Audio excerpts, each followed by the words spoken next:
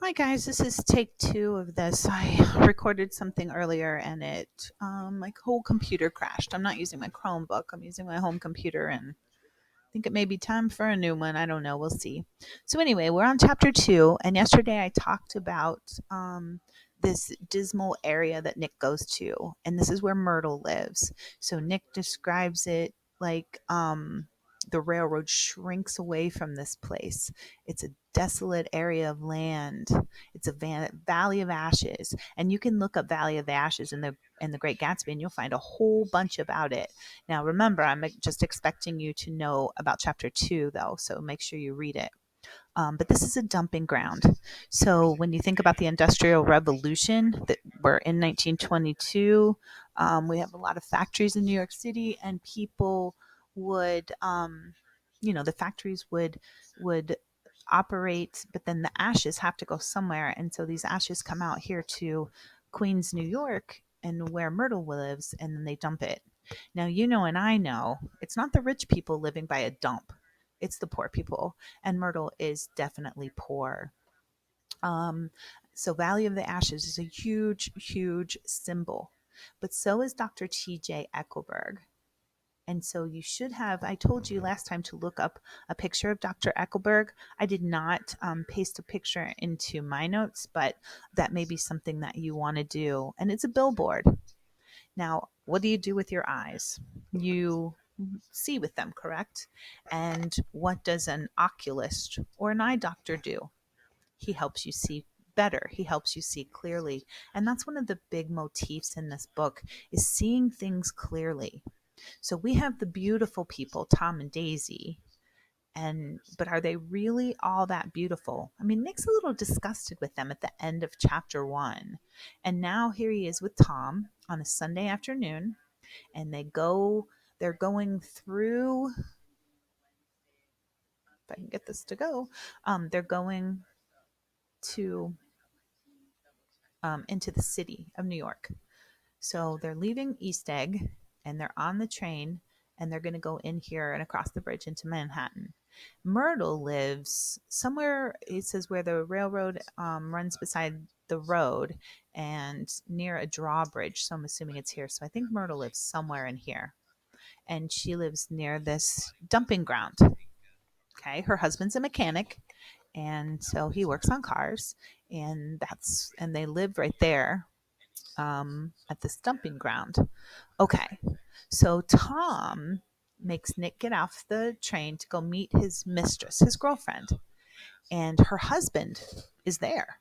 So, how does Tom get Myrtle to come with them to New York? And not her husband doesn't get suspicious. Well, Tom has promised to sell him his car, and you notice when George Wilson sees them, a damp gleam of hope sprang into his light blue eyes. But here is our poor man, George Wilson, and he's blonde, spiritless, anemic, and faintly handsome. But Tom brings him hope, which is really odd because Tom's running around with his wife. And then we see Myrtle. Now, a little bit about Myrtle. She is not fat, even though Nick describes her as faintly stout. The 1920s were a time, and this often happens in very prosperous times, that the fashion becomes that women will be super, super thin. And that was the 1920s. So those flappers, they did not want a lot of jiggling flesh when they're flapping around dancing. They wanted to be super, super thin. Well, a lot of times men don't always find women's fashion to be all that pretty. And that could be here now. So Tom is a big cheat. He's been cheating on Daisy since day one. We'll find that out later. So he's not really looking at Myrtle's face. And Nick describes her face. Her face, above a spotted dress of blue crepe de chine, contained no facet or gleam of beauty, but there was an immediately perceptible vitality about her, as if the nerves of her body were continually smoldering. Myrtle is smoking hot. She's got curves in all the right places. She's not super thin and fashionable like Daisy, but she's got a really, really good figure.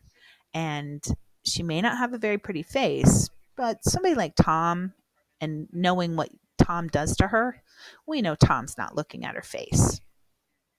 Okay, so Tom gets Myrtle to go into the city with him. And some things about Myrtle. She's she's kind of a she's about an inch thick. There's no substance to her at all. She cares about looking pretty and she cares about gossip, and that's about it.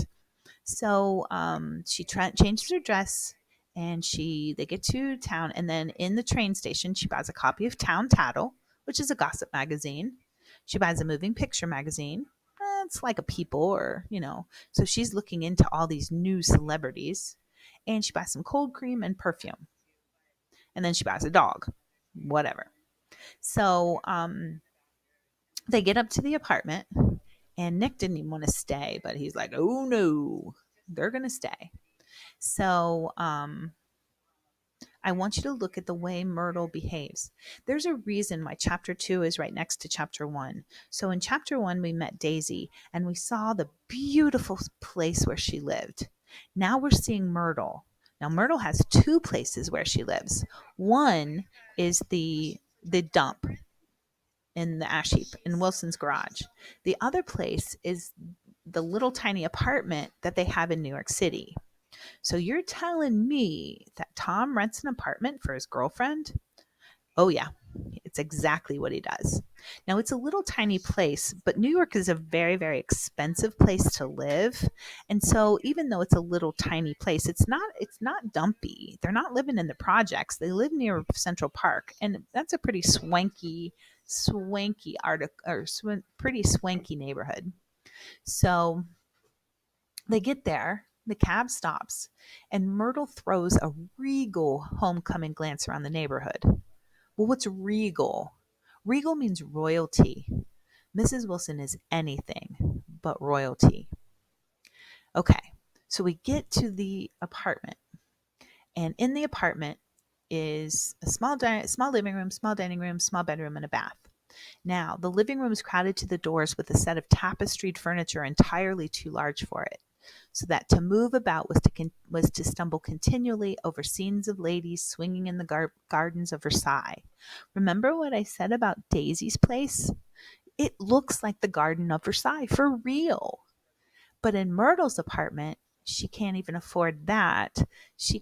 They only have furniture with pictures of the Garden of Versailles on it. Myrtle's not Daisy, and Myrtle's never going to be Daisy.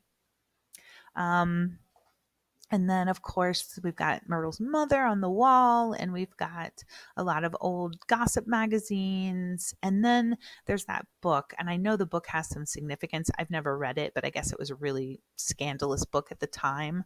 Um, and then, we got the dog. And then Nick, he says, I have been drunk just twice in my life, and the second time was that afternoon. So everything that happened has a dim, hazy cast over it. So Nick's not seeing things very clearly. Remember Dr. Eckelberg and what an eye doctor does? He helps people see clearly. Nick didn't see things clearly that afternoon. So Mrs. Wilson is there, and we're talking about a time period where people didn't publicly display their affection. They're pretty uptight people. But there's Myrtle sitting on Tom's lap while she's calling people to come over. And then Nick leaves, goes to buy cigarettes. Don't smoke, kids. And he comes back and they are gone. Wonder where they went. Uh-oh. And then they reappeared. And then we get these other people coming in. First of all, Myrtle's sister. She was a slender, worldly girl of about 30 with a solid, sticky bob of red hair and a complexion powdered milky white. Very fashionable for the time. Her eyebrows had been plucked and then drawn on again at a more rakish angle, but the efforts of nature toward the restoration of the old alignment gave a blurred air to her face. So he doesn't see her clearly either. And this is really interesting because the 1920s were the time when women were first cutting their hair and first using hairspray and using a bunch of makeup and plucking their eyebrows. This is all totally different from the way women looked and behaved in the past. And Catherine is like a new world girl. But like Myrtle, she probably doesn't have any money either. She's just acting like it. And then we have the McKees. And the McKees might be new money. I don't know how much money they have. But Mr. McKee is a photographer. And this is a time when photography is a very, very expensive hobby. It's not something everybody did. So when Mrs. McKee says he's photographed her 127 times. You're probably thinking, big deal. You photograph yourself 127 times a day. But it was such a big deal because everything was so expensive to take pictures back then. And so it was a big deal. And so it's kind of like Mr. McKee's a photographer at just at the time when photography was really becoming kind of important. Then Mrs. Wilson comes out and she's changed, Nick says, her costume. Well, why would she need a costume? She's changed her dress, but Nick calls it a costume because she's flitting around the apartment like she's the Queen of England. And she's got this elaborate afternoon dress of cream colored chiffon. It's like she's wearing a prom dress. And she is flitting around the room and she's sweeping around the room. And Nick says, it's she is becoming she's converting her intense vitality to impressive hauteur, which means she is acting like she is better than everyone. And Nick says her laughter, her gestures, her assertions became more violently affected moment by moment. As she expanded, the room grew smaller around her. So she is just, you can see her doing her hair flips, even though she probably doesn't have much hair. It's probably bobbed pretty short. And she is, just going around and, somebody says, oh, I like your dress. And she says, oh, it's just something I throw on when I don't care what I look like. And, she's posing for Mr. McKee, and Tom says, Myrtle, get more ice and mineral water, Myrtle, before everybody goes to sleep. And she's like, oh, I told that boy about the ice. Myrtle raised her eyebrows in despair at the shiftlessness of the lower orders. Well, Myrtle's the lower order. These people, you have to keep after them all the time. She doesn't have anybody in the kitchen, but Nick says she's implying that a dozen chefs awaited her orders there.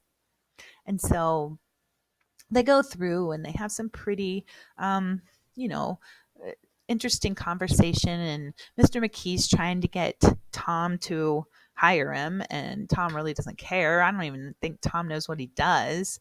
And then they get to talking about Gatsby, and Catherine's like, "Oh, do you know Gatsby?"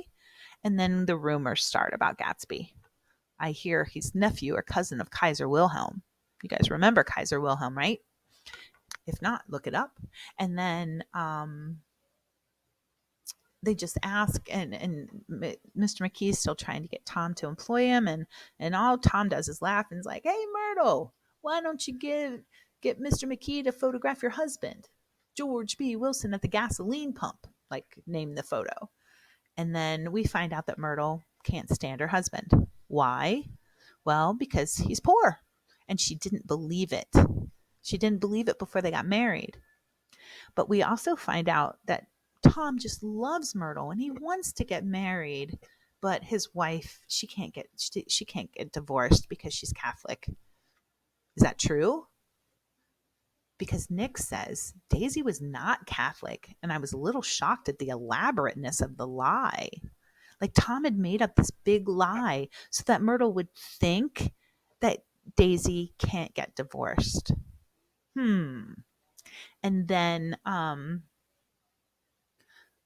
we get some information from Catherine. She went over to Monte Carlo, but she didn't know what she was doing. And so who knows what she did to get back. She got, like it said, she got gypped out of all her money. I don't know. And then Myrtle tells Nick the story of why she married George and what happens when somebody came to collect the suit that he got married in. She didn't even know. She said she thought he knew something about breeding, but he wasn't fit to lick her shoe. And, so Myrtle was just so sad and didn't, and ended up marrying the wrong man. But Myrtle probably has never been rich. So, I don't know. But she did marry George Wilson, and he's not rich. But now she has Tom, and Tom is super rich. Is that why she's with him? Hmm. So why is he with her? Hmm. Something for you to think about. Okay. So then she tells Nick the story of how she and Tom got together. Now, remember Daisy at her house? She took Nick outside too to have a little, as Tom said, heart to heart. And now here's Myrtle doing the exact same thing with Nick and giving Nick a, a heart to heart. The comparisons between Daisy and Myrtle are huge in this chapter, and you may need to know about some of those. So read it carefully. And then she and Tom get into this big fight over whether Daisy can say, or whether Myrtle can say Daisy's name. Now remember, Tom made fun of her husband. Oh, Mr. McKee can photograph your husband, George B. Wilson, at the gasoline pump, because Tom's so much better. But now Daisy's not even, Myrtle's not even allowed to say Daisy's name. So what's Tom do?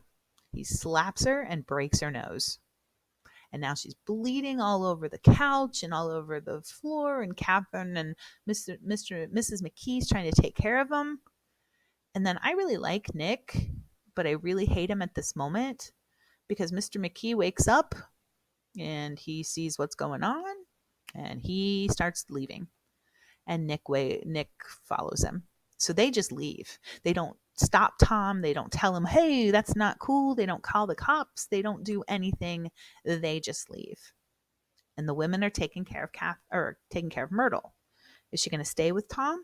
Oh yeah, because Tom is rich. And Tom's telling Myrtle what she wants to hear, that he'll take her away from her crappy life in the ash heaps if only Daisy would divorce him.